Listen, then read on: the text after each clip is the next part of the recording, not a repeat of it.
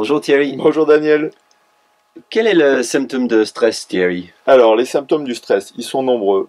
Pour vous, Daniel, je les ai résumés en 4 catégories. J'ai préparé ça pour vous et j'ai 4 catégories pour les symptômes du stress. Première catégorie, ce sont les troubles des fonctions vitales.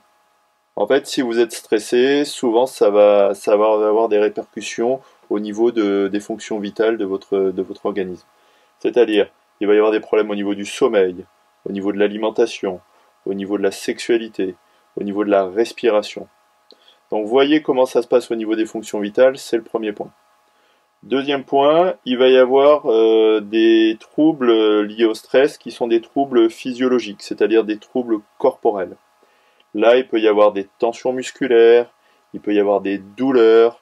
Les douleurs vont être à des endroits souvent qui sont assez classiques, le cou, la gorge, les épaules, etc.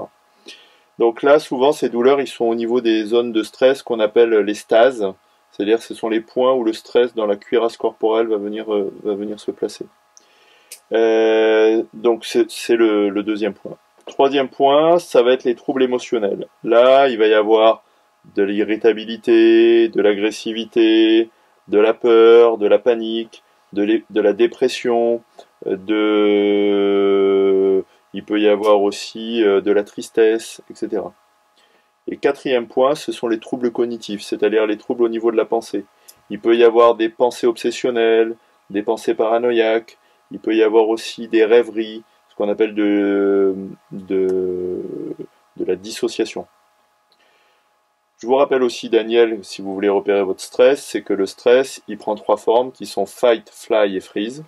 Et que le fight, le fly et le freeze, c'est-à-dire l'attaque, la fuite et puis l'inhibition, ça peut être soit au niveau physique, soit au niveau psychologique. Voilà, Daniel, un tour d'horizon par rapport aux symptômes du stress. Merci Thierry.